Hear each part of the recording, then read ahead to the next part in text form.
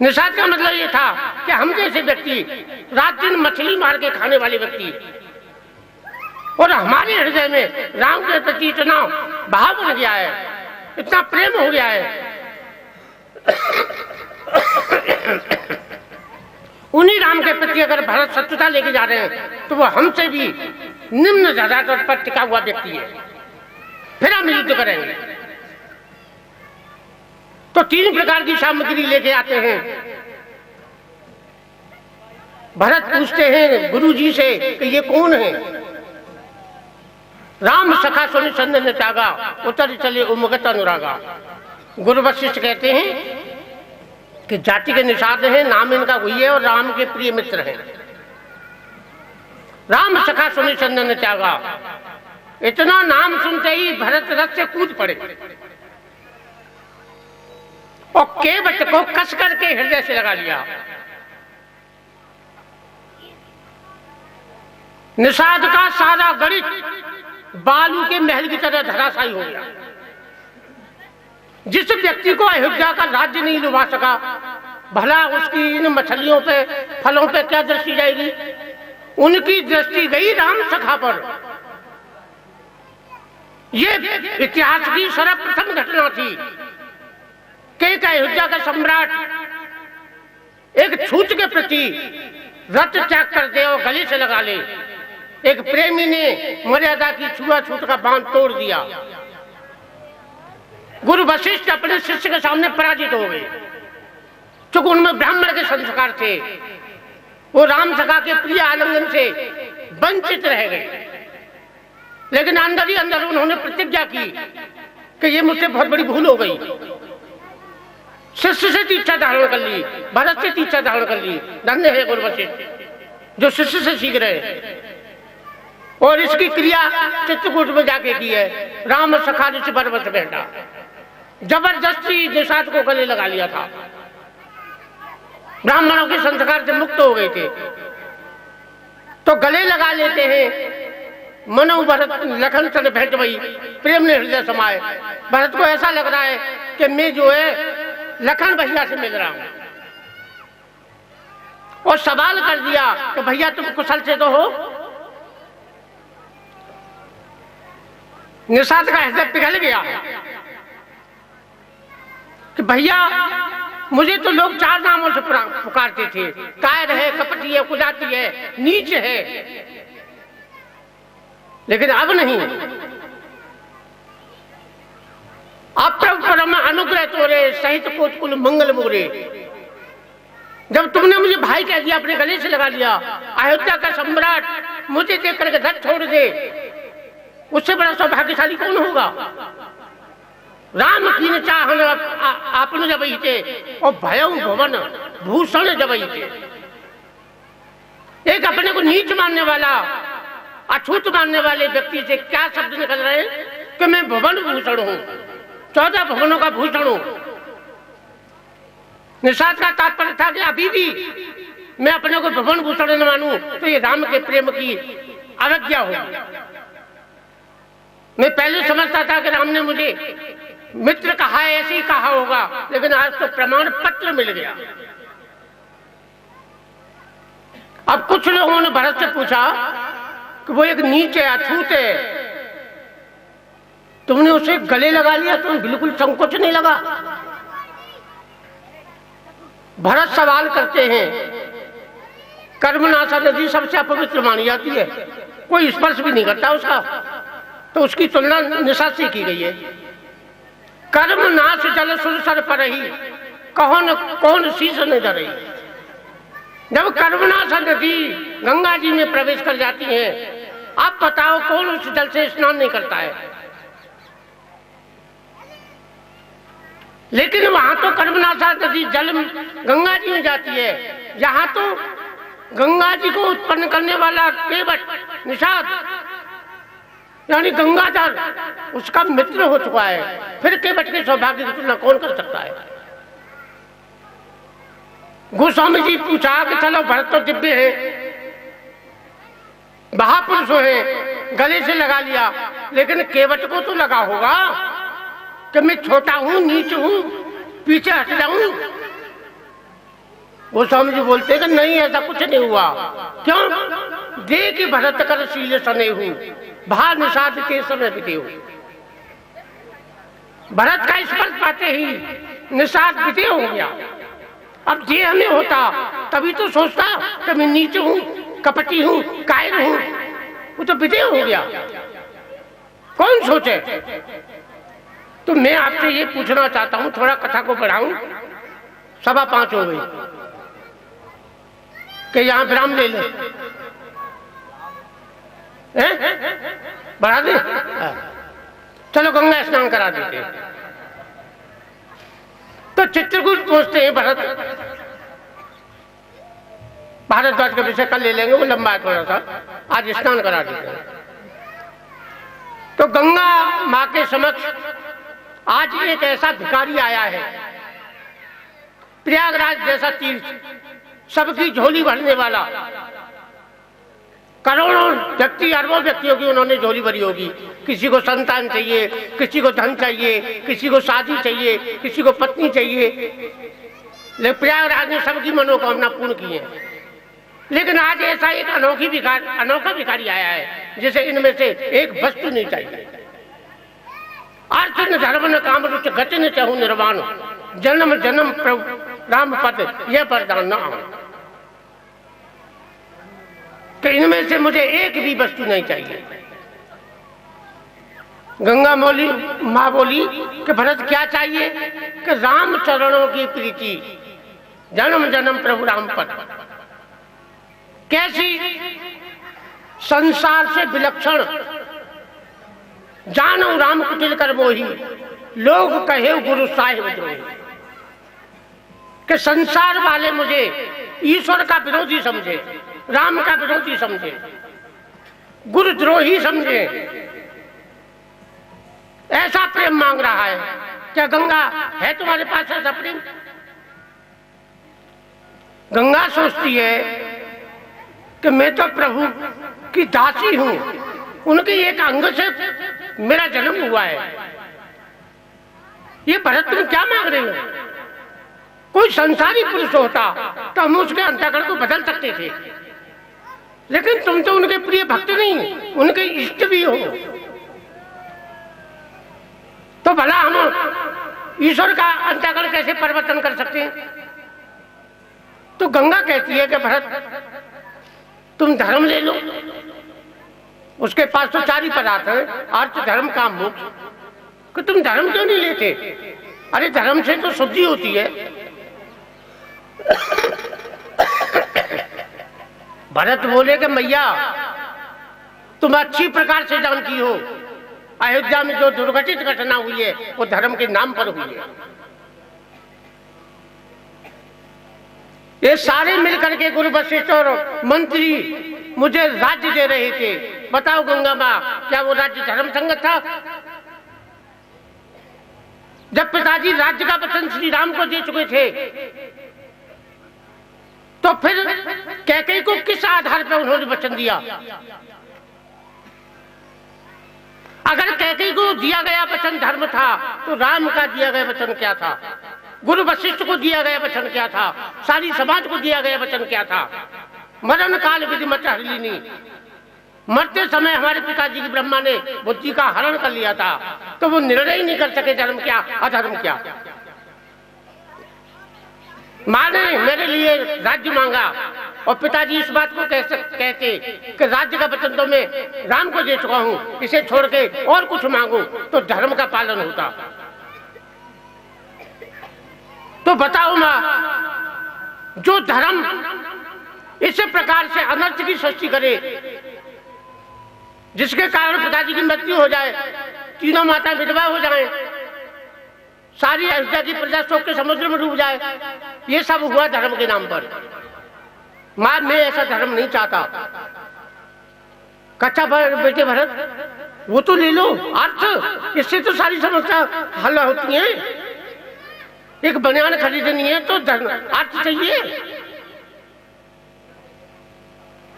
भरत बोले कि मैया अयोध्या में जो घटना हुई है वो सब अर्थ के कारण हुई है। अर्थ केवल धन नहीं, राज्य भी अर्थ में आता है। कि अगर ये राज्य न होता, ये अर्थ न होता, तो आज जो कुछ घटना हो रही है, क्या कहीं को जो समाज में अपमानित होना पड़ रहा है इस अर्थ के कारण। लालू जेल में पड़े हैं अर्थ के कारण, चारा खा गए। कोयला जैसी वस्तु खाई जा रही है अर्थ के कारण। अर्थ के नाम पर क्या क्या हो रहा है पता नहीं। चोरी, डाकू, लुटेरे, जो कुछ हो रहा है वो अर्थ के नाम पर। धन चाहिए कि मां जो अर्थ राम राज्य को खंडित करके प्रजा को शोक के समुद्र में डुबो दे, मैं ऐसे अर्थ को नहीं चाहता। जो भाई भाई के प्रेम में देश की आग लगा दे, मैं ऐसे अर्थ को नहीं चाहता। तो भरत काम ले लो, काम से तो संतान की उत्पत्ति होती है, संविधान की रक्षा होती है। करीम मैया जो कुछ हुआ है इस काम के कारण तो हुआ है। अगर पिताजी ने काम न जागा होता तो आज राम राज्य होता। और जो काम सकौ तोर और अमरु मारी, कहा कि पपरू नर नारी।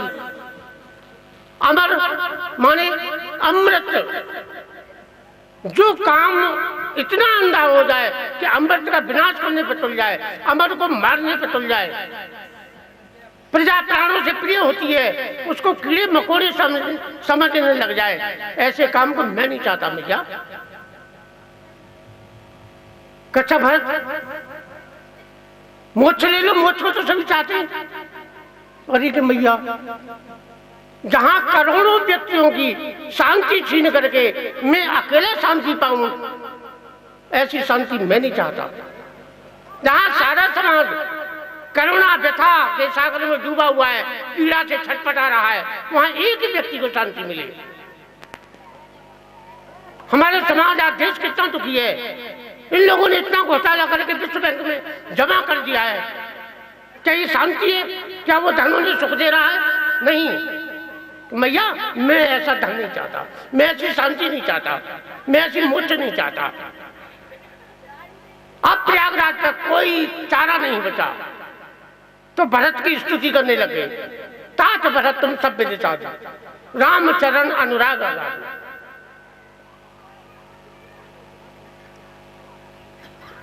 तीर्थराज ने अनेकों व्यक्तियों की झोलियां भरी हैं, लेकिन आज एक ऐसा भिखारी आया, तीर्थराज जिसकी झोली नहीं भर पाया। भिखारी की तुलना में दाता को श्रेष्ठ माना जाता है। बलि की कथा में आ जाऊं। बलि की यज्ञशाला में जब वामन भगवान आए तो ब्रह्मचारी का तेज देख करके बलि बड़ा प्रसन्न हुआ। बोले बोलो ब्रह्मचारी, मैं आपकी क्या सेवा करूं? करे भैया, एक धर्मशाला में रुके हुए थे, किसी बनिया की थी, उसने वहां से हमें निकाल दिया है। अब थोड़ा रहने के लिए जगह चाहिए, 3 पग भूमि दे दो हमें। बलि को बड़ी हंसी आई। अरे कि ब्रह्मचारी, तुम शरीर से छोटे नहीं, बुद्धि से भी छोटे हो। तुम्हें इतना ही मांगना था, मेरे किसी कर्मचारी से मांग लेते, मेरी प्रजा के छोटे से व्यक्ति से मांग लेते, वो दे देता। तुम 3 पग भूमि मांग करके मेरा अपमान कर रहे हो। बोले भाई, हम तो ब्रह्मचारी हैं, इतने में गुजारा कर लेंगे।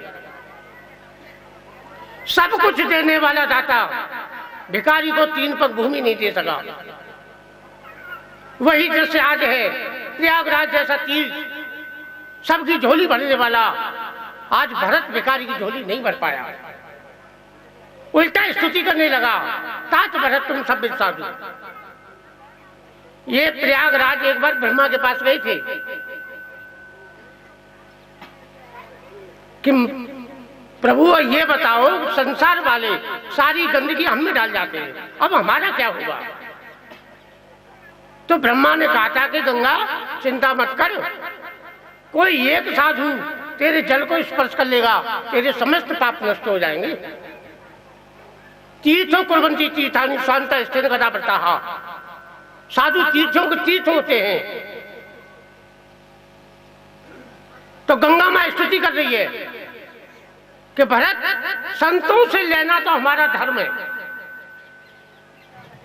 तुकाराम की ऐसी कथा किया करते थे, तो एक कन्या बहुत सुंदर आती थी कथा सुनने।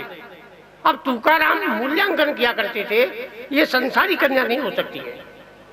उन्होंने विचारे से बुलवाया, प्रश्न किया कि सच सच बताओ तुम कौन हो, तुम साधारण कन्या नहीं हो। कन्या बोली कि मैं नरवती हूं। महाराज जी, संसार वाले मुझे मछलियां मार मार के मुझे गंदा कर देते हैं, रात दिन अपने पाप छोड़ जाते हैं, तो मैं इतनी गंदी हो जाती हूं, तो तुम्हारे सत्संग में आकर के, तुम्हारे दर्शन करके मैं धंधी हो जाती हूं। वही बात गंगा मां कह रही है कि तात भरत तुम सब विचारू, बात गिलान करो मनमाई, तुम सन राम है को प्रिय नहीं। कि भरत तुमसे ज्यादा प्रिय राम का कोई भी नहीं है। मुझे वो दिन याद है जब मुझ में राम स्नान कर रहे थे, तुम्हारा नाम लेकर के दो पड़े, मैं उस दिन से तुम्हारे दर्शन के लिए तरस रही थी कि वो कौन सौभाग्य है जिसका दर्शन करके मैं धन्य हो जाऊंगी, कि आज तुम्हारे चरणों को स्पर्श करके मैं युगों युगों तक धन्य हो गई। हम तो तुमसे मांगने वाले हैं, तुम्हें क्या दे सकते हैं। इसी प्रकार जो है तीर्थ के समक्ष भरत की निष्कामता प्रकट होती है। भारद्वाज का विषय कल सुनाएंगे, लंबा हो जाएगा। बोलो सियावर रामचंद्र की हरिओम हरिओम। आदरणीय महामंडलेश्वर महाराज जी, स्वामी जप स्वरूप जी महाराज जी, वो माता बहनों बेटियों, पिता पुत्र भाइयों, सभी को मेरा प्रणाम स्वीकार हो।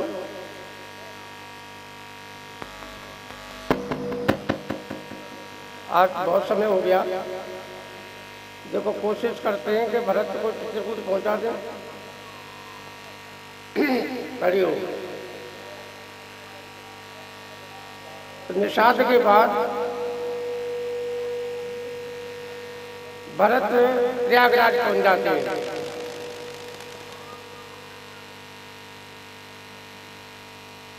भारद्वाज जी के चरणों में दंडवत प्रणाम करते हैं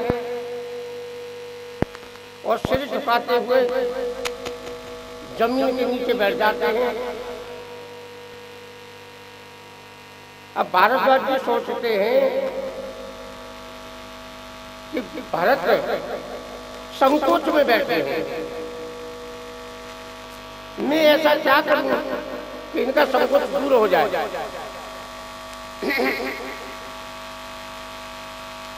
तो कहते हैं, सुनो भरत हम सब सुध पाई, विधि कर तब पर कछु न बचाई। भरत तुम संकोच मत करो, हमें सब पता है अयोध्या में क्या हुआ है, इसीलिए तुम ऊपर नजर उठा के बात करो। लेकिन भरत का संकोच घटने की बजाय और ज्यादा बढ़ गया। वो सोचने लगे कि लो यहाँ तो पहले से ही पता है, न जाने मेरे विषय में क्या क्या सोचते होंगे कि यही वो भरत है जिसके कारण राम को बन जाना पड़ा। तो भरत का संकोच और बढ़ गया। अब भारद्वाज जी विचार करने लगे कि क्या करूं।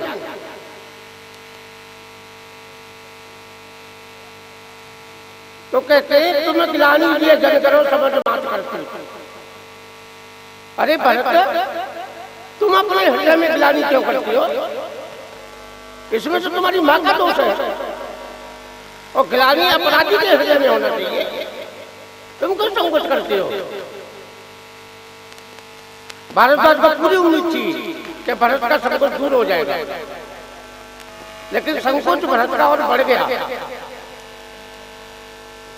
अयोध्या में भरत ने कैकेयी को फटकारा था, डांटा था, गाली गलौज की थी। वो कार्य एक व्यक्ति की भांति था।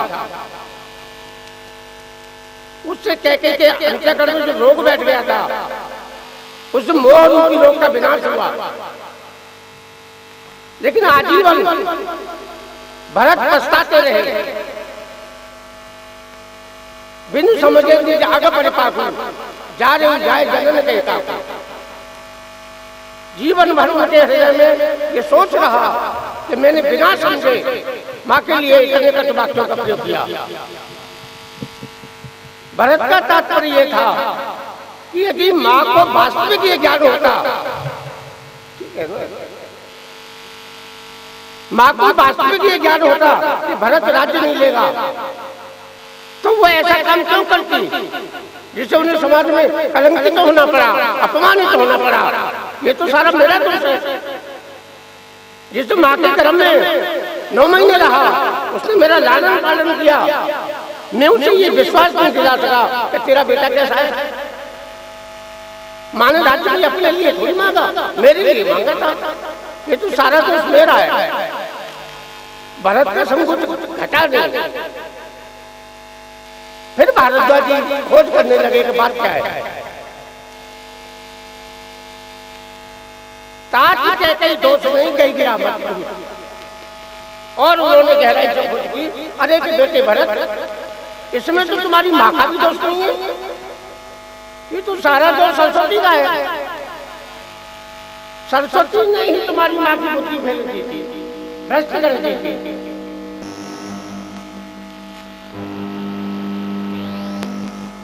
क्या कर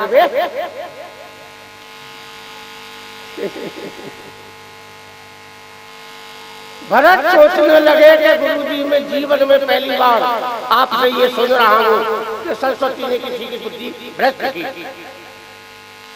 अरे सरस्वती का स्मरण करने से विद्या मिलती है, अच्छी बुद्धि मिलती है, जिससे व्यक्ति धर्म कार्य करता है।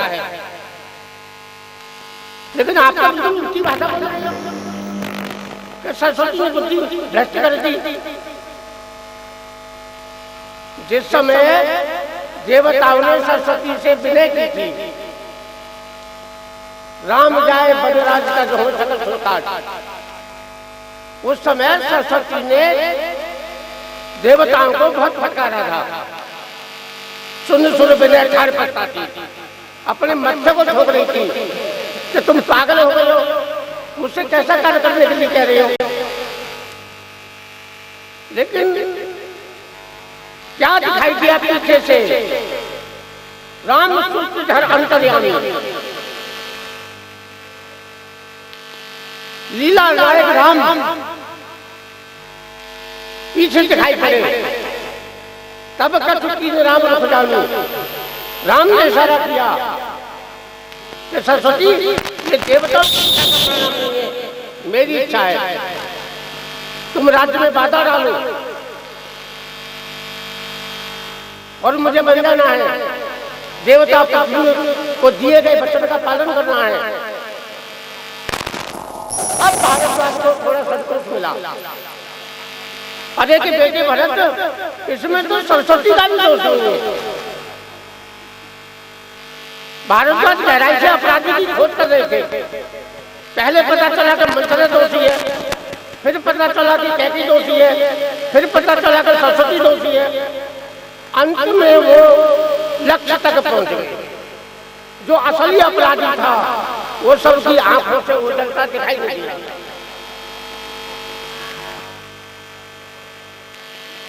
समुद्र मंथन की कथा है। जब अमृत के लिए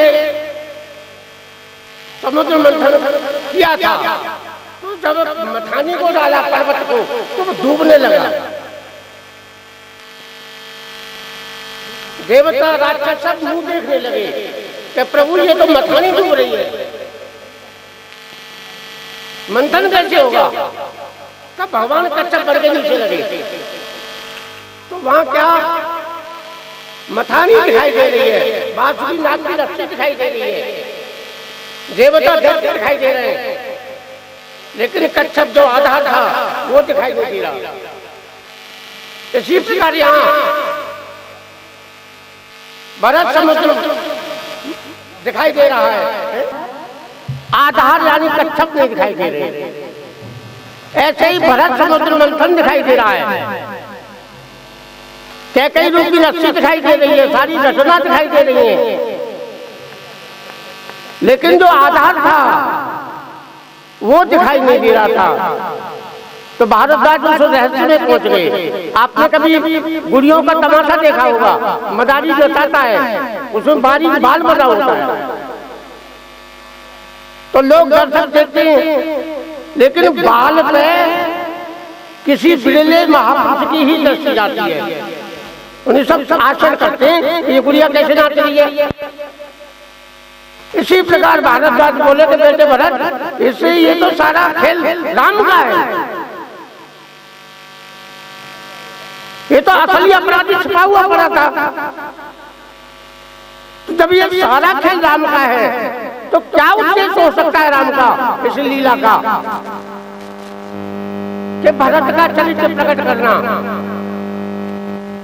जिस भरत प्रेम अमृत को अपने अंतःकरण में छुपाए पड़े थे, अनेकों सद्गुण छिपाए पड़े थे, उसे प्रकट करना श्री राम ने अभी भी समझा और महानाटक कर लाया वनगमन के रूप में।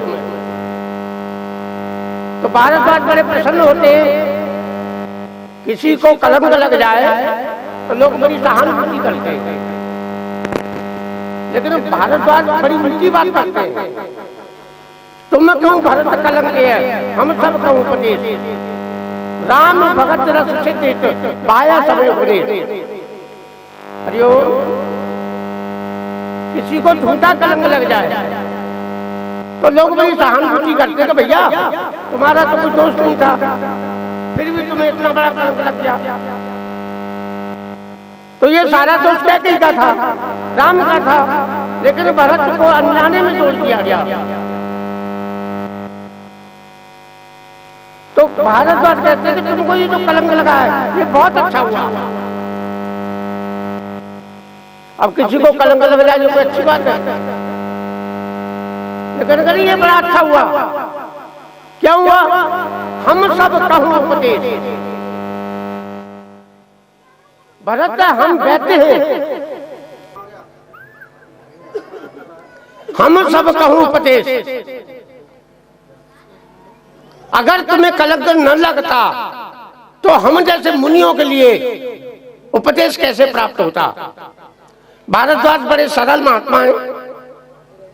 भरत हम किसी मुंह पे व्यक्ति की प्रशंसा नहीं करते। जब रोगी को रोग होता है तो वो व्यक्ति के पास दवा लेने जाता है, लेकिन समस्या जब उत्पन्न होती है जब रोगी व्यक्ति ही रोगी हो जाए। कि संसारी लोग हमारे पास मन के रोगों की दवा लेने आते हैं और हम उन्हें उपदेश सुनाते हैं कि भैया ऐसा किया करो, ऐसा किया करो, अहंकार करना अच्छी बात नहीं, अहंकार को छोड़ो। लेकिन हम सब विद्वता का अभिमान पाल करके ऊंचे आसन पर बैठते हैं, दूसरों को छोटा समझते हैं। हर वक्ता का अर्थ ये होता है कि मैं जान चुका हूं, आप जानिए। लेकिन आप महासंत होकर के, संत शिरोमणि होकर के जमीन पर बैठे हो और सिर झुकाए बैठे हो। आज तुम्हारे रोम रोम से हमें उपदेश मिल रहा है। जो न हो तो जन्म भरत को और मुन मन वो प्रेम पीयूष राम, जो न हो तो जन्म भरत को मुन मन अगम समयम नियम सम विषम व्रत आचरत को। अगर तुम्हें कलंक न लगता तो हम जैसे मुनियों के लिए, ज्ञानियों के लिए जो साधना कठिन थी वो कैसे सरल होती। दुख दाह दारिद्र दम्भ दूषण सुजस मिस अपहारत को। जो समाज में दुख आ गया था, दम्भ आ गया था, प्रदूषण आ गया था, व्यथा के सागर में लोग डूब गए थे, उस दुख का हरण कैसे होता। तुम्हारे चरित्र के द्वारा जो अयोध्या में समाज दुखी था, पीड़ा थी, वो सब दूर हो गई। किसी तर्कशील व्यक्ति ने पूछा गोस्वामी जी से कि महाराज जी सती की घटना है, तो भरत के चरित्र से हमें क्या लेना देना, हम तो कलयुगी व्यक्ति हैं। तुलसीदास ने उसे फटकारा, हो पागल, मैं सती की बात नहीं कर रहा हूं। कल काल तुलसी से सतन हट राम सन्मुख करत को। अगर भरत का जन्म न हुआ होता तो मुझसे से पापी को राम के सन्मुख कौन ले जाता? तुलसीदास की इच्छा हुई थी कि चलो चित्रकूट जाकर के राम से प्रभु से मिल ले। जब चलने लगे रास्ते में कोई मिल गया, बोले तुलसी कहाँ जा रहे हो? अरे कि चित्रकूट भगवान से मिलने जा रहा हूं। कि तुम्हें उनकी शर्त मालूम है कि क्या है? कि तज मद मोह कपट छल नाना करू सत्य तो साधु समाना। 4 शर्त रखी उन्होंने, मद मोह छल कपट, इन्हीं छोड़ के आना पड़ेगा मेरी शरणों में। तुम्हारे पास है तो नहीं कोई बवाल? तुलसी बोले कि मेरे में तो सब भरे पड़े। कभी लौट के आ रहा था, ईश्वर और गुरु संत, इन दोनों के लिए 4 शर्तें हैं। किसी महापुरुष के पास जाओगे, संत के पास जाओगे, अगर मद अहंकार लेके जाओगे तो वो तुम्हें उल्टा टांग देंगे। मद के स्थान पर श्रद्धा लेकर के जाओ। श्रद्धावान लभते ज्ञानम, श्रद्धावान पुरुष ही ज्ञान को प्राप्त होता है। तो मद छोड़ करके श्रद्धा लेकर के जाओ। मोह, दूसरा विषय मोह। मोह के कई रूप हैं, स्त्री पुत्र धर्म जायदाद, ये सब मोह है। लेकिन ये बाहरी वस्तु हमें कष्ट नहीं दे सकती। वो जो मोह हमारे अंतःकरण में विद्यमान है वो कष्ट देता है।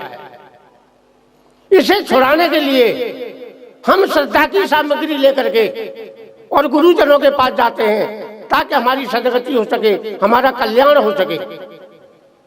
लेकिन किसी किसी पुरुषों में ये चीज पाई जाती है कि उन्हें अपने शब्द से मोह होता है, यानी वो जिद करते हैं, अपनी ही बात पर आरूढ़ रहते हैं। तो अगर हम अपनी ही बात पर आरूढ़ रहेंगे, महात्मा से तर्क वितर्क करेंगे, तब भी हमारा कल्याण नहीं होगा। तो मोह के स्थान पर क्या होना चाहिए? विश्वास। मद के स्थान पर श्रद्धा और मोह के स्थान पर विश्वास। छल, छल भी बहुत बुरी चीज है। छल का विलोम शब्द होता है निश्चल, यानी सरलता। सरलता की सामग्री लेके जाएं। सरल स्वभाव न मन कुटिलाई। कपट, कपट का अर्थ होता है हम किसी दूसरे को धोखा देते हैं, और धोखा उसे देंगे जो हमारा शत्रु होगा। तो द्वेष, द्वेष के स्थान पर प्रेम होना चाहिए।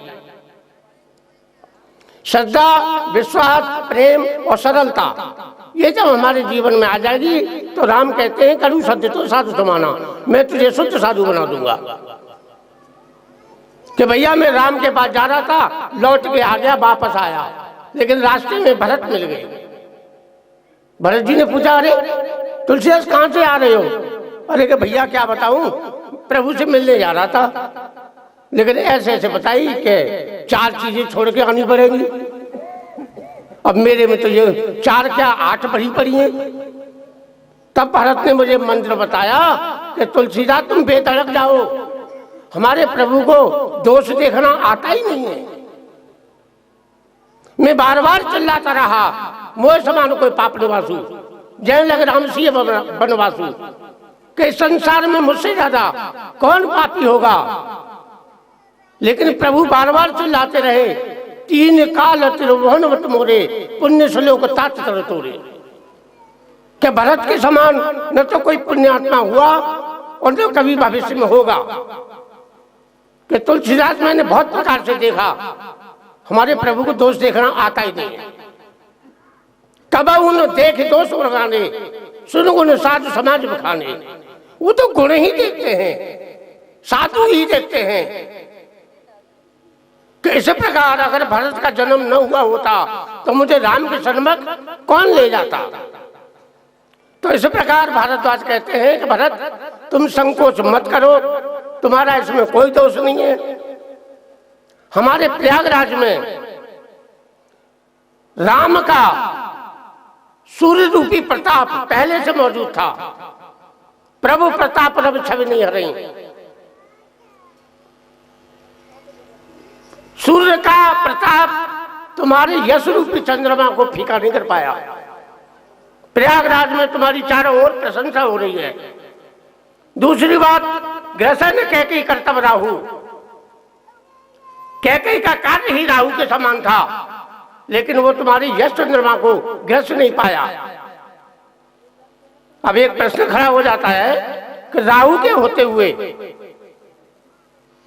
भरत के यश चंद्रमा पर ग्रहण क्यों नहीं लगा? तो भारद्वाज कहते हैं कि भरत तुमने अपने जीवन में कभी पूर्णिमा ही नहीं आने दी।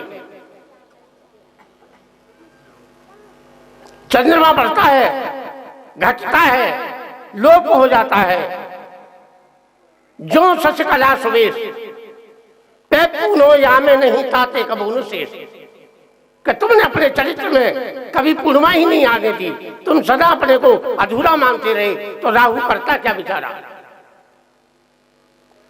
तो आज तुम्हें देख करके, तुम्हारे चरित्र को देख करके सारा प्रयाग धन्य हो गया है।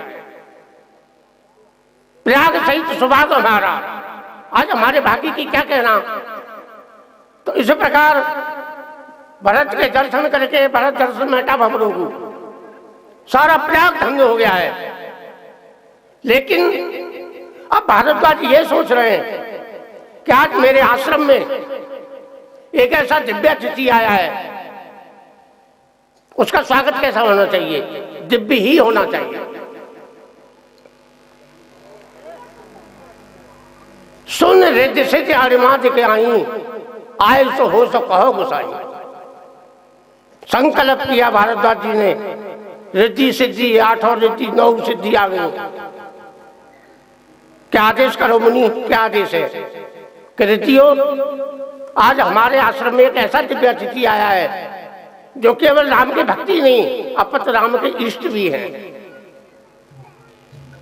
ऐसा सत्कार करो कि भरत का चित्त प्रसन्न हो जाए।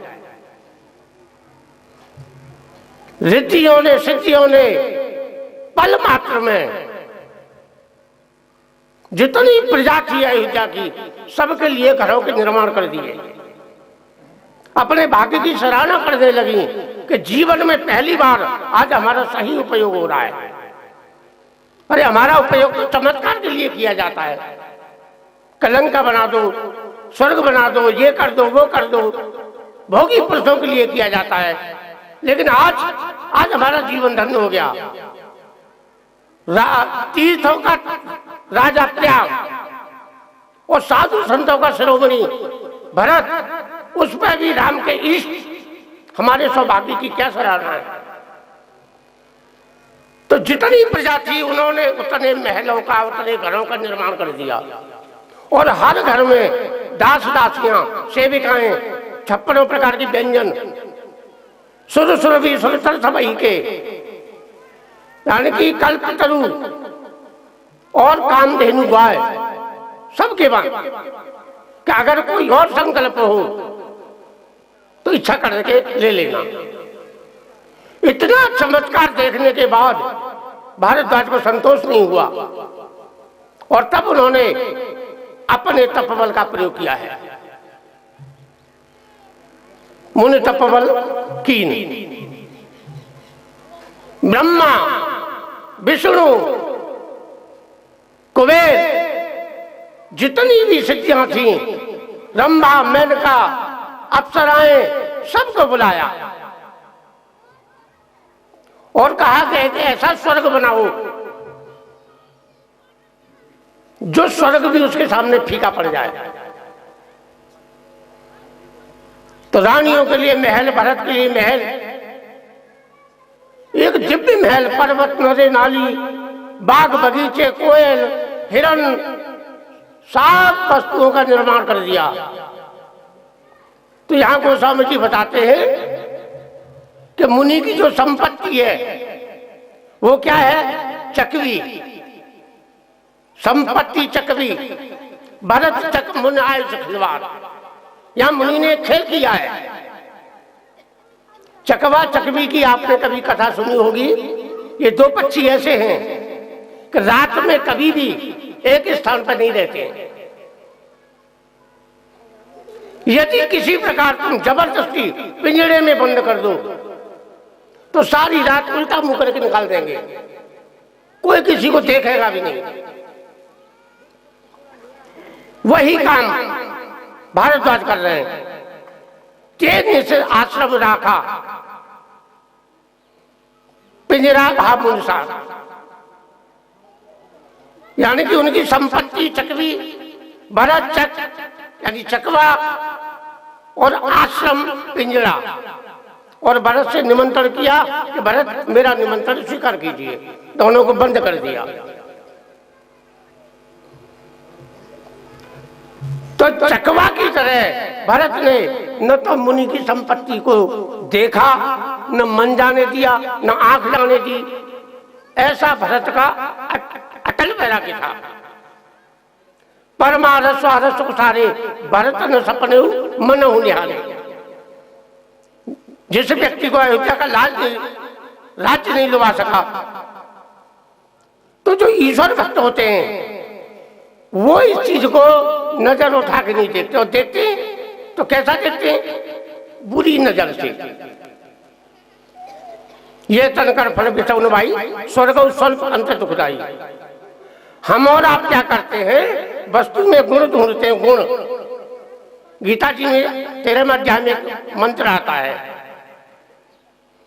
इंद्रियार्थेषु वैराग्यम अनहंकारेव च जन्म मृत्यु जरा व्याधि दुख दोषा नुदर्शनम। व्यक्ति को वस्तु में जो दोष होते हैं उसका बारंबार विचार करना चाहिए। हम और आप गुणों का विचार करते हैं। कृष्ण कह रहे कि दोषों का विचार करो। हम दारू पीना सीख गए, दोषों पे विचार नहीं किया। तंबाकू खाना सीख गए, दोषों पे विचार नहीं किया। चोरी करना सीख गए, दोषों पे विचार नहीं किया। अगर विचार करें तो एक भी दोष हमारे अंदर प्रवेश नहीं करेगा। दारू पीने आज मिनिमम खर्चा लगा लो, 200 रुपए रोज खर्च होंगे, चलो कोई बात नहीं, लेकिन अच्छे समाज में अपमानित होना पड़ता है। तीसरी बात, ज्यादा हो गई तो कहीं गड्ढे आदि नाली आदि में पड़े रह सकते हैं। चौथी बात, हमें नरक की प्राप्ति होगी। आसुरी योनि मां पन्ना मूढ़ा जन्मनि जन्मनि मां प्राप्त कौन थे तत्व जानता अधम गति। कि आसुरी प्रकृति के जो लोग होते हैं मैं उन्हें बारंबार सुअर कुकर चांडाल योनि को प्राप्त करता रहता हूँ। ये सबसे बड़ी हानि हुई। तो ये सब क्यों हुआ? दोषों का विचार न करने का परिणाम। जो बुद्ध हो परम सयानी चेतवन अनहिता हानि।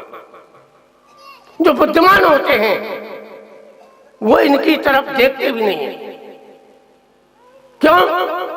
कि ये जो मनुष्य शरीर मिला है ये हमें ईश्वर उपलब्धि के लिए मिला है,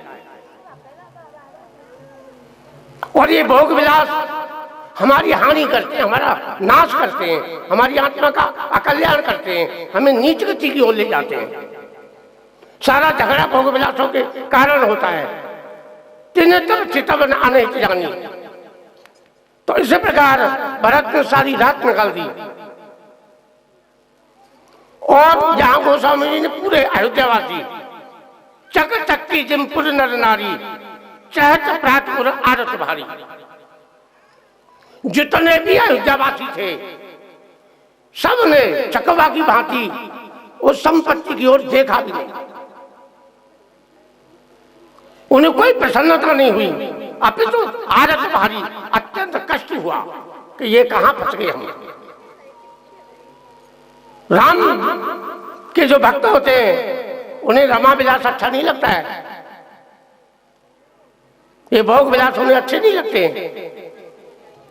तो इस प्रकार से भारद्वाज से विदाई लेकर के भरत आगे की यात्रा करते हैं। इधर जो इंद्र था स्वर्ग का, उसे भय सताने लगा। राम सकोची प्रेम बस भरत सप्रेम पयोध, बनी बात बिगड़न चाहते करऊं जतन छल सोच।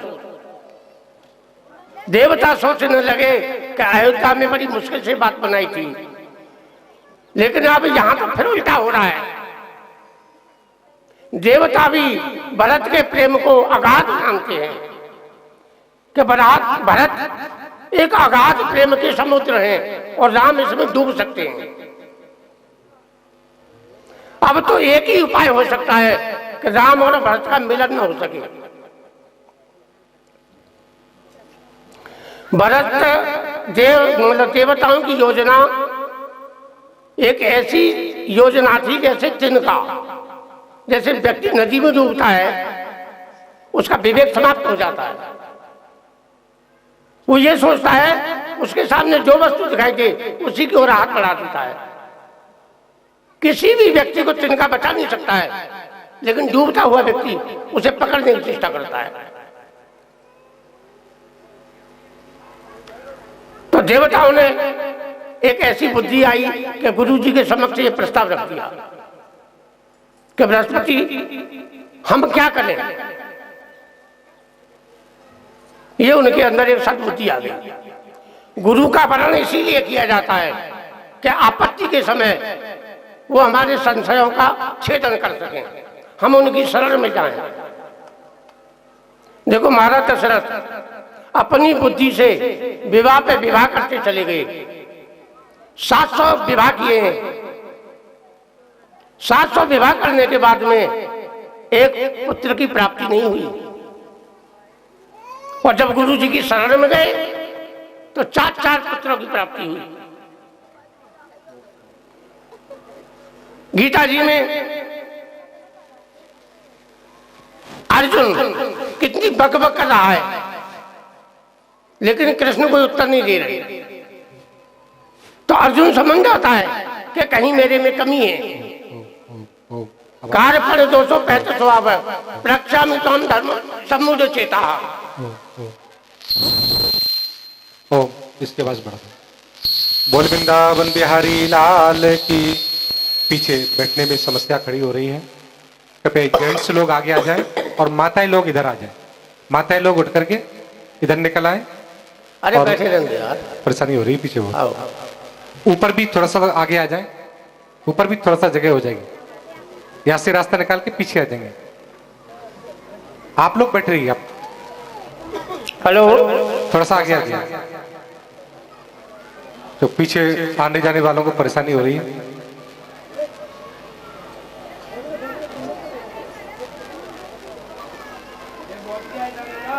हेलो हाँ ठीक है। और पीछे भी जगह है, जो आए उनको पीछे भी बिठा सकते हैं आराम से।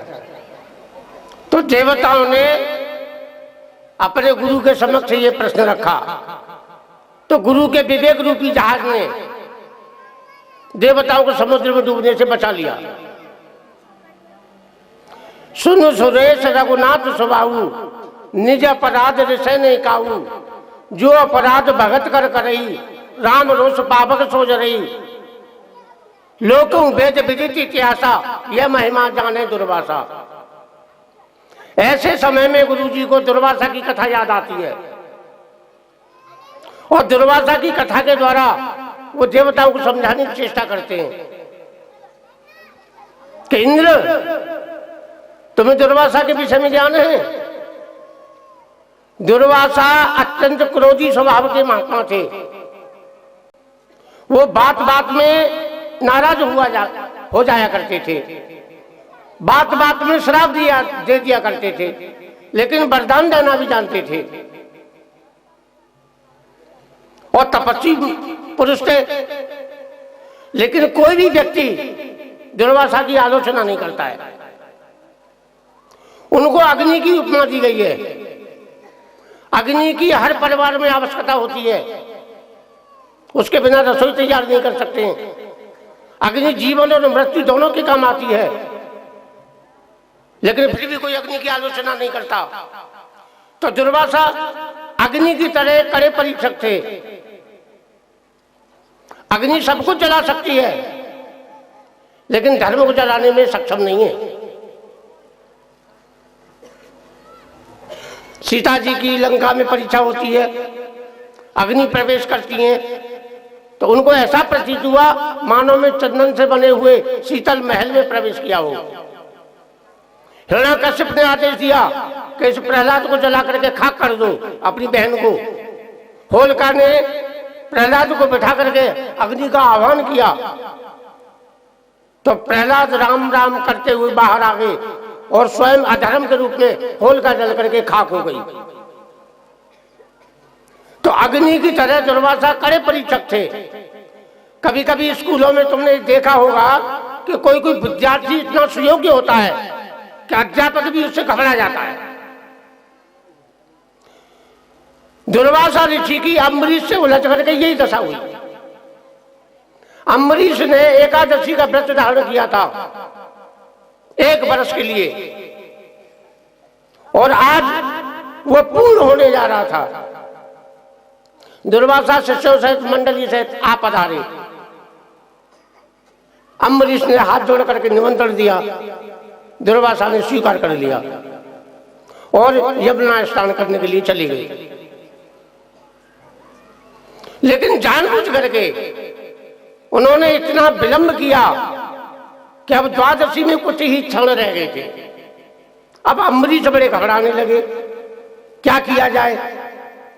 अगर मैं पारण नहीं करता हूं तो मेरा व्रत नष्ट हो रहा है और अतिथि को सेवा किए बिना, भोजन कराए बिना पारण करता हूं, ये भी गलत है।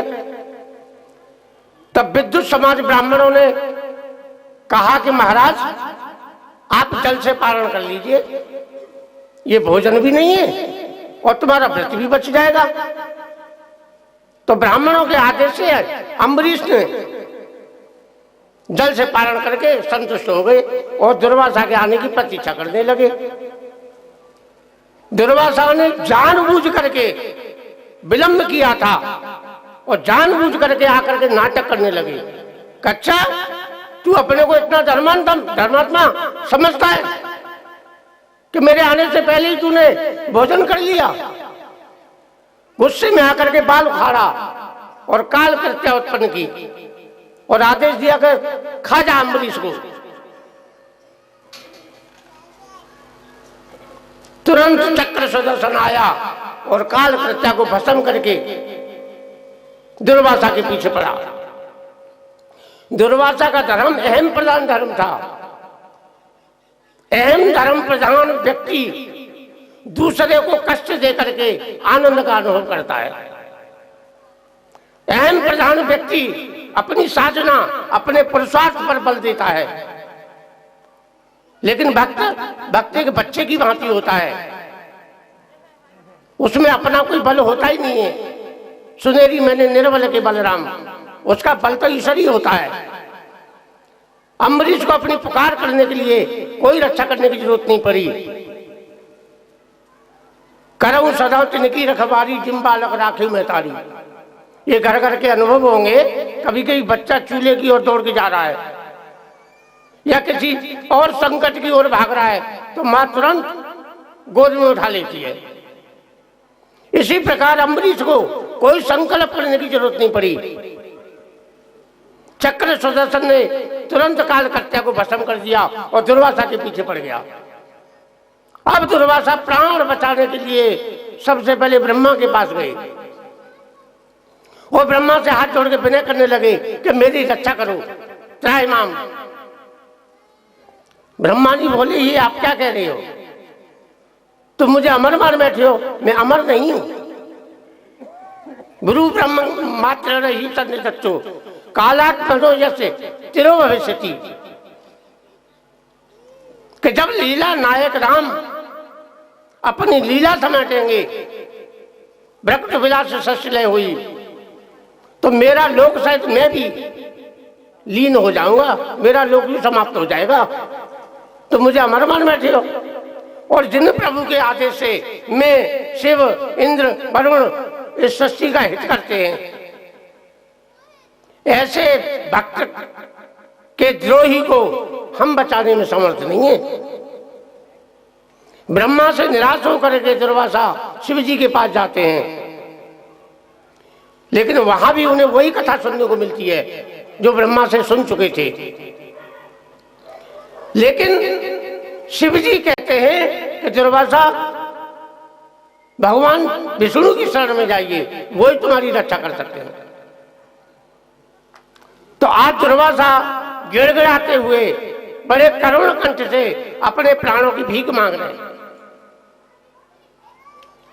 इस चित्र को देख करके इतना महान आश्चर्य होता है कि यही विष्णु को एक बार प्रभु जी ने लात मारी थी और तब भगवान ने ब्राह्मण भक्ति का आदर करते हुए उनके चरण दबाने लगे कि भगवान कहीं तुम्हारे पैरों में चोट तो नहीं आई, मेरी छाती बच्चे से भी कठोर है और तुम्हारे चरण कमल की भांति कोमल है, कहीं लगा तो नहीं। लेकिन आज दुर्वासा जैसा तपस्वी मुनि गिड़गिड़ाते हुए अपने प्राणों की भीख मांग रहा है, लेकिन आज प्रभु इतने निष्ठुर हो गए कि उनकी ओर देखना भी पसंद नहीं कर रहे। वो कहते हैं अहम भक्तों पराधीनो, दुर्वासा मैं तुम्हारी इस विषय में कोई सहायता नहीं कर सकता। जिन सीधे साधे सरल भक्तों ने मेरी शरणागति ले ली है, मुझे ये अपना लक्ष्य बना लिया है, सब कुछ मेरे लिए अर्पण कर दिया है, ऐसे भक्तों के मैं अधीन रहता हूं। जैसे सती स्त्री अपने प्रेम बंधन से सेवा के द्वारा अपने पति को वश में कर लेती है, ऐसे ही मेरे भक्त मुझे अपने वश में कर लेते हैं। दुर्वासा मैं तुम्हें एक सलाह दे सकता हूं कि निरपराध भक्तों का अनिष्ट करने वाले का ही अनिष्ट होता है। तुम उस सौभाग्यशाली अम्बरीश की शरण में जाइए, वही तुम्हें क्षमा कर सकते हो, मेरे वशी बात नहीं। तो अंत में दुर्वासा जी अम्बरीश की शरण में आते हैं। अम्बरीश ने हाथ जोड़ के प्रार्थना की, तब प्रशांत हो गया। तो वो बृहस्पति गुरु इंद्र को फटकारते हुए कहते हैं कि इंद्र, दो आंख वाला जिस शक्ति को समझ लेता है, लेकिन तेरे पास तो 1000 आंख है, तुझे वो शक्ति समझ में नहीं आ रहा। एक बार लंका में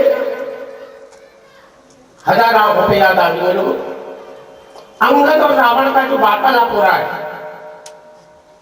तो अंगद जो है रावण को बड़ा ऐसे देख रहे। रावण बोला क्या बताएंगे? अरे तो मुझे हनुमान जी ने बताया था तो लंका में एक 20 आंख वाला अंधा रहता है, तुमने वो देख रहा हूं कि 2 में से 1 खराब हो जाए तो काम चल जाता है, लेकिन तेरी 20 आंख है, शायद 2-4 अच्छी होंगी, लेकिन 20 नंबर तेरी तो 20 की 20 खराब है। फिर घूमने लगे अपने चारों ओर, अब क्या कर रहा है कि मैं ये देख रहा हूं तेरे कान भी खराब है। अंधव बचने ने कहे असल मेरे कान तब भी, अगर तेरे पास आंख होती तो तू राम और सीता के दर्शन करके धन्य हो जाता, अपना जीवन सफल बना लेता। लेकिन अंधे व्यक्ति से जैसे कहा जाए मान तो लेता है कि बाबा भाई हाथ को सुन तो लेता है, लेकिन तू तो बहरा है, सुन भी नहीं पाता है, तेरी तो मृत्यु निश्चित है। लेकिन देवराज इंद्र का ये सौभाग्य था तो वो बहरे नहीं थे। तो फटकारते हुए बृहस्पति जी कहते हैं कि 2 आंख वाला जिस शक्ति को जानता है, तू 1000 नेत्र होते हुए तू एक और भरत को अगाध समुद्र स्वीकार कर रहा है, दूसरी ओर उस समुद्र के प्रभाव को अपनी माया रूपी मिट्टी के घरौंदे से रोकना चाहता है। बृहस्पति देवताओं की तुलना अम्बरीश से करते, मतलब उससे दुर्वासा ऋषि से करते हैं कि दुर्वासा तपस्वी ब्राह्मण थे, तपस्वी मुनि थे, भोग तो उनके जीवन को स्पर्श भी नहीं कर पाया, दूब का भोजन किया करते थे। लेकिन तुम तो स्वार्थी हो, भोगी हो। जहां भी भोग देखा लात टपका दी।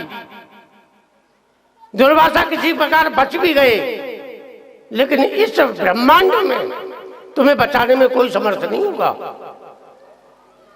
क्योंकि तुम राम और भरत के मिलन में अवरोध उत्पन्न कर रही हो। तुम्हारा अपराध इतना भीषण हो जाएगा। इंद्र भरत राम की भक्ति नहीं है, भाई नहीं है, अपितु उनके इष्ट भी है। यही बात भारद्वाज जी ने मानी है। जाना मरम नाहत प्रयागा, मगर हो तुम्हारे अनुरागा। कि भरत, हम झूठ नहीं बोलते हैं। रात भर सीता और राम तुम्हारी प्रशंसा करते रहे, और जब गंगा स्नान कर रहे थे तो तुम्हारे ही नाम की माला जप रहे थे। जग जप राम राम जपते ही, और राम भरत सने ही, राम सरित को भरत सने ही। कि इस संसार में भरत से ज्यादा राम को और प्यारा कौन हो सकता है। वो केवल उनके भक्त नहीं, उनके इष्ट भी हैं। अपने इष्ट का अपमान एक साधारण व्यक्ति सहन नहीं करता है, तो फिर ब्रह्मांड नायक इस अपराध को कैसे स्वीकार करेंगे। दूसरा, अम्बरीश की तुलना भरत से करते हैं कि अम्बरीश से हजारों गुना बड़े भक्त भरत हैं। अम्बरीश ने कम से कम राज्य पर बैठना तो स्वीकार किया, लेकिन भरत तो कहते हैं मोह हटराज जाए जब रसा रसा तल जाए जब, कि अगर मुझे जबरदस्ती सिंहासन पर बैठा दिया तो पृथ्वी पाताल में डूब जाएगी। कि तुम्हारा अपराध इतना भीषण हो जाएगा कि कोई क्षमा नहीं कर सकेगा। तो भरत को मतलब देवताओं को समझाते, मन थिर करो देव डर नहीं, भरत जान राम परेशानी। वो कह रहे अरे पागल देवताओं, भरत एक महापुरुष है, उनके द्वारा कोई अहित नहीं होगा। भरत जान राम परछाई, वो तो राम की परछाई है। परछाई में सारी क्रियाएं दिखाई देती हैं, लेकिन न तो परछाई में मन होता है, न बुद्धि होती है, न अहंकार होता है, न चित्त होता है। परछाई तो बिंब में गतिशील होती है। कि राम का जैसा संकल्प होता है, भरत उसी रूप में समर्पित हो जाते हैं। उनका लक्ष्य राम की सेवा करना है, उनको संतुष्ट करना है, उनका अपना कोई निजी संकल्प नहीं है। तो गुरु जी की वाणी सुन करके देवता बड़े संतुष्ट हुए। भा प्रमोद मन मिट्टी गिलानी, देवताओं की गिलानी मिल गई, फूलों की वर्षा की। इधर क्या होता है, कोलों ने भीलों ने राम को सूचना दी कि भरत चतुरंगनी सेना लेकर के आ रहे हैं। कुछ देर पहले ही सीता जी ने स्वप्न सुनाया था, तो राम सीता जी का स्वप्न सुन करके ही इतने प्रफुल्लित हो रहे थे भरत का नाम लेकर के कि उनके हर्ष का कोई ठिकाना नहीं था। लेकिन जब ये सूचना मिली कि भरत आ रहे हैं, अब तो उनको इतनी खुशी हुई कि मन ही मन विचार करने लगे। लेकिन एक चिंता आने लगी कि इस समय क्यों आ रहे हैं। हम और आप सब विचार करते हैं, एक चित्र बन जाता है। ऐसे ही राम के समक्ष एक सीन आ गया, पिक्चर जैसी चलने लग गई। कहे सब मेरो ही तेरे मन की बात। हृदय ने पूरा दृश्य के सामने खड़ा कर दिया कि भरत आए हैं, हाथ जोड़ करके विनम्र भाव से प्रार्थना कर रहे हैं और अयोध्या लौट जाने की प्रार्थना कर रहे हैं। इन भावों से राम को एक स्थिति ऐसी हो जाती है कि मानो जैसे कोई दुख हो गया हो। अब राम सोचने लगे कि क्या होगा। बुद्धि ने, हृदय ने उत्तर दिया, क्या तुम मना कर सकोगे कि नहीं? बुद्धि कहती है कि तुमने देवताओं को, मुनियों को वचन दे रखा है, जन जरपे मुनि सिद्ध सो देता, तुम्हें लाग धरे नरवेता, कि मैं तुम्हारे कारण मनुष्य धारण करूंगा और तुम्हारे सारे दुखों का नाश करूंगा। उसका क्या होगा? हृदय कहता है कि कुछ भी हो,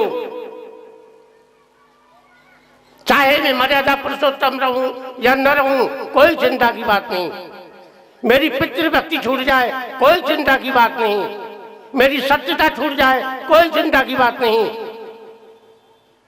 चाहे मैं कलंकित हो जाऊं, कोई चिंता की बात नहीं, लेकिन मैं भरत से मना नहीं कर सकूंगा। भरत स्वभाव समझ मन माही, प्रभु चित्त हित चित्त पावत नहीं। ये चित्त हित चित्त पावत नहीं, इसको कैसे समझे? आपने कभी नाव में, कभी गहरे उसमें पानी में गए होंगे, जब केवट की बल्ली जमीन को स्पर्श नहीं करती है, ऐसी गति राम की हो रही है। इधर सोचते उधर सोचते कि क्या तू मना कर सकेगा? मौन ही जिसका अस्त्र हो, समर्पण ही जिसकी ढाल हो, और दीनता ही जिसका बल हो, क्या ऐसे सेनानी को हराया जा सकता है? प्रेम का जिसमें अगाध समुद्र जल भरा हुआ हो, प्रेम की भावना की तरंगें उठती हो, क्या उस समुद्र को पार किया जा सकता है? कोई तैराकी व्यक्ति बेगवती नदी की धारा से टक्कर खा खा के और थक्कर के नीचे बैठ जाए, वो हालत राम की हो रही है कि जिसने जीवन भर अपना पूरा जीवन मेरे लिए अर्पित कर दिया है, मेरे संकेतों पर नाचता रहता है, क्या उसके लिए मैं आज मना कर सकूंगा? नहीं। प्रभु चित्त हित चित्त पावत नहीं। लेकिन अचानक उन्हें भरत का दूसरा भाव याद आया।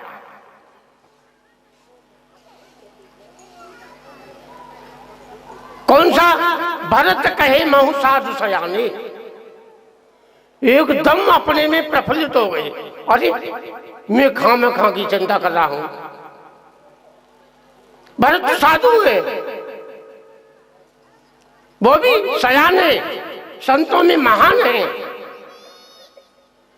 और संत दूसरों के लिए अपने को कष्ट में डाल करके संसार वालों को सुखी बनाते हैं। तो क्या भरत मुझे अयोध्या ले जा करके देवताओं का हित चाहेगा? कभी नहीं। वो कभी हत्या और दुराग्रही नहीं हो सकता।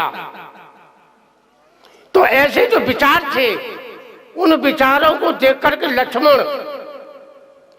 लक्ष्मण ये समझ रहे थे कि चतुरंगिणी सेना का समाचार सुनकर के राम चिंतित हो रहे हैं, उन्हें युद्ध के संघर्ष करने की चिंता सता रही है।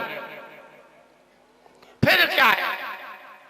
लक्ष्मण की वीरता जाग उठी, भुजाएं फड़क उठी, आंखों में लालामी छा गई, और जो मन में आया सो कह डाला भरत के लिए। जो शंकर करे सहाई और तो मारोड़न राम दुहाई। शंकर जी तक को चैलेंज कर दिया कि यदि शंकर भगवान भी आज भरत की रक्षा करने आएंगे तो मैं राम की सौगंध खाता हूं, मार डाल दूंगा। प्रगट करूं जिसे पाछे लाजू, आए बना भले सकल समाजू, कि आज मैं अपना पिछला गुस्सा भली भांति निकालूंगा। अच्छा है पूरे अयोध्या के नागरिक इकट्ठा होकर के आ रहे हैं। भैया ये पिछला गुस्सा कहां से आ गया? कौन सा आ गया? तो अभी जो गुरुजी समझा रहे थे कि बर्तन जान राम परछाई, बचपन में राम कबड्डी खेला करते थे। अब भाई कबड्डी खेलने में दो दलों का होना स्वाभाविक है। तो एक तरफ राम आ गए, अब दूसरे दल का नेतृत्व कौन स्वीकार करे? अब लक्ष्मण तो उतावले होकर राम के पक्ष में आ गए। लक्ष्मण की क्रिया हम एक आकाश में ग्रहों की बात समझ सकते हैं।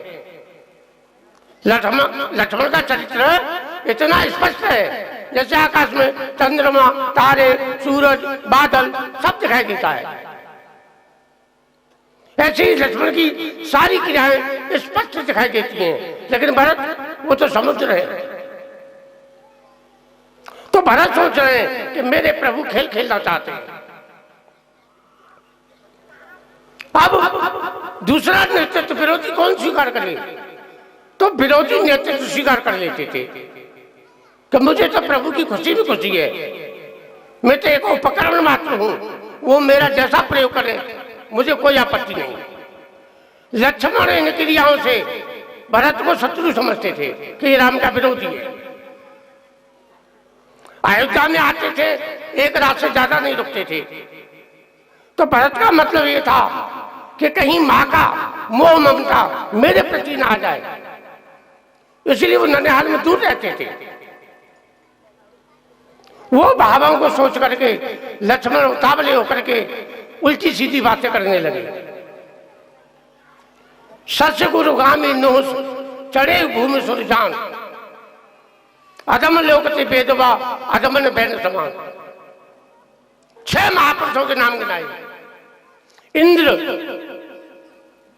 सहसा अर्जुन, त्रिशंकु, बैन, नहुस और चंद्रमा कि ये अपने काल में सब महापुरुष माने जाते थे, लेकिन लोक में और वेद में कलंकित हुए। राज सत्ता ने इनको इतना अंधा बना दिया। देखो, बचपन में छोटे बच्चे होते हैं, उनके क्रियाकलापों से किसी व्यक्ति को घृणा नहीं होती है। वो चलते हैं, दौड़ते हैं, गिर जाते हैं, पटक खा जाते हैं, लेकिन फिर भी हम और आप उन्हें उठाते हैं और शाबाशी देते हैं, शाबाश बेटे।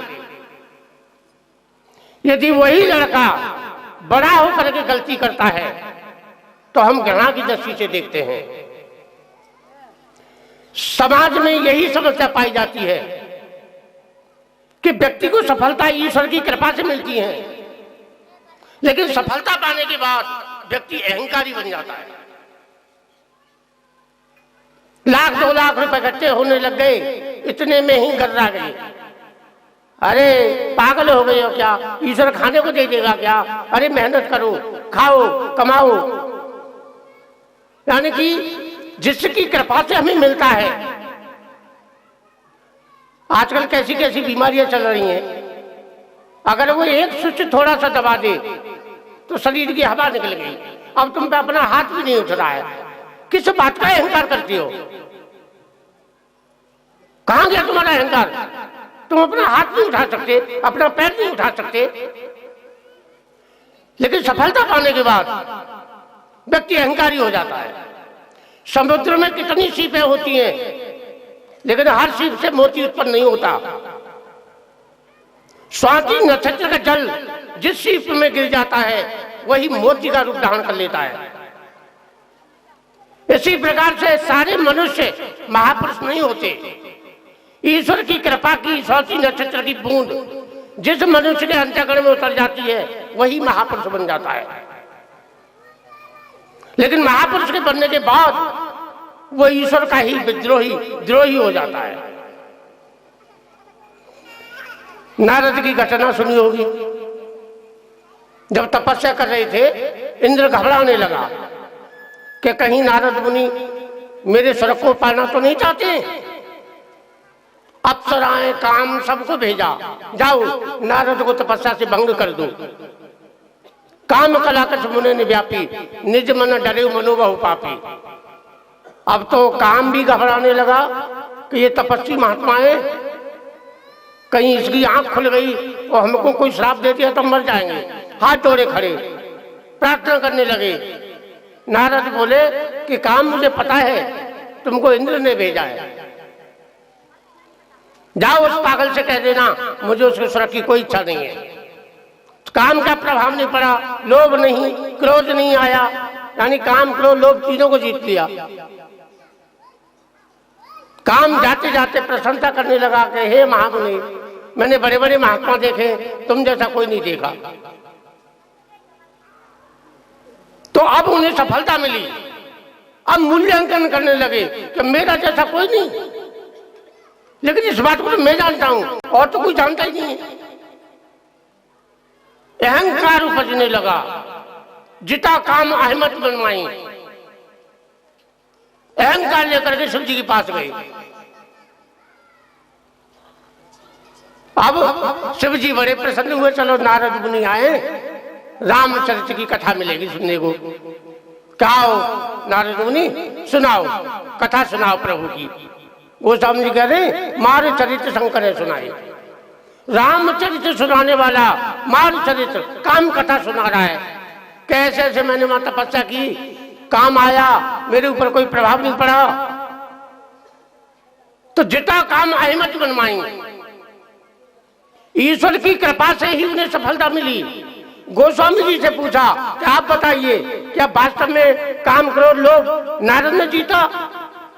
तो वो स्पष्ट लिख रहे, सीम के चाप सके कोई तासु, बड़े रखवार रमापत जातु। कि नारद तपस्या कर रहे थे, लेकिन विष्णु का चक्र सुदर्शन चारों ओर पहरा दे रहा था, इसलिए नारद पर काम का कोई प्रभाव नहीं पड़ा। लेकिन आज वो अपनी सफलता मान लेते हैं। तो लक्ष्मण वही बात कहते हैं कि ये महापुरुष अपने काल में दिव्य महापुरुष थे, लेकिन लोक में और वेद में इनकी निंदा हुई, इनमें दुर्गुण आ गए। जैसे इंद्र था, इंद्र जो है 100 अश्वमेध यज्ञ करने पर इंद्र पद मिलता है, लेकिन इंद्र ने अहंकार में आकर के अपने गुरु त्वष्टा का वध कर दिया।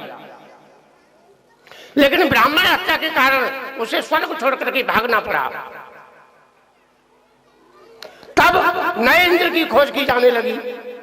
उस समय मृत्यु लोक पृथ्वी में नूह का प्रबल प्रताप छाया हुआ था। नूह के बराबर कोई धर्मात्मा नहीं था, कोई ज्ञानी नहीं था। तो नूह से प्रार्थना की कि आप इंद्र पद स्वीकार कीजिए। अब इंद्र पद स्वीकार करते ही नूह को राजवंश आ गया,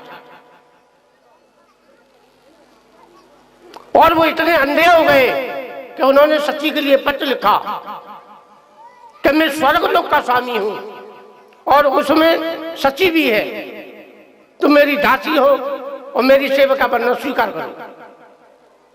अब सची बोली कैसे करें, क्या करें? तो उन्होंने भी पत्र लिखा कि नए दोष अगर महात्माओं की ढोई गई पालकी में बैठ करके आते हैं तो मैं उनकी पत्नी बनना स्वीकार करूंगी। नूह मुनियों को पालकी ढोने का आदेश दे देता है। देखो, एक भोगी नारी में इतना ज्ञान है कि ये मुनियों की पालकी में आएंगे तो इनके सारे पुण्य नष्ट हो जाएंगे। लेकिन जो पृथ्वी का धर्मात्मा था, उसका ज्ञान इतना लुप्त हो गया कि उसे इस बात का ज्ञान नहीं रहता है कि मेरे सारे पुण्य नष्ट हो जाएंगे। तो इस प्रकार से नाम गिना रहे लक्ष्मण कि उस नूह को राजमद छाया और लोक में और वेद में कलंकित हुआ। तीसरा स्थान देते हैं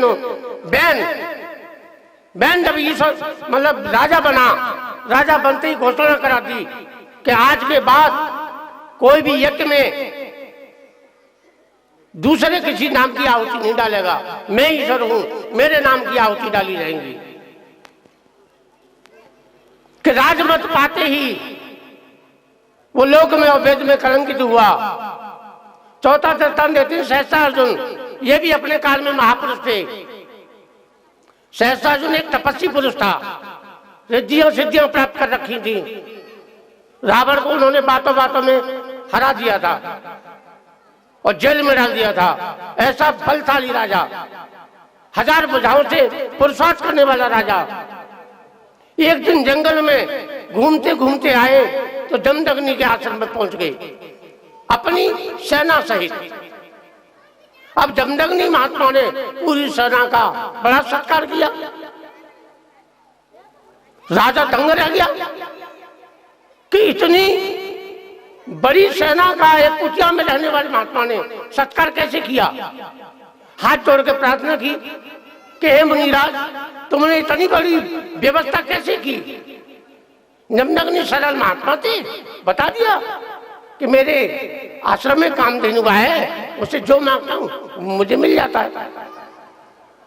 अब राजा में एक इच्छा प्रकट हुई कि ये गाय तो हमारे पास होनी चाहिए। अरे मुनियों को इस गाय की क्या जरूरत है, इन्हें दूध चाहिए, हम 10-20 गाय और भिजवा देंगे। तो उन्होंने कहा कि मुनि ये गाय हमें दे दीजिए। नम्रगनी जी ने मना कर दिया कि भैया इसका उपयोग केवल विरक्त महात्मा ही कर सकते हैं। मैंने अपने लिए आज तक इस गाय से कुछ नहीं मांगा, दूसरों के वास्ते मांगता हूं। 1000 भुजाओं से पुरुषार्थ करने वाला राजा बलपूर्वक एक तपस्वी की गाय को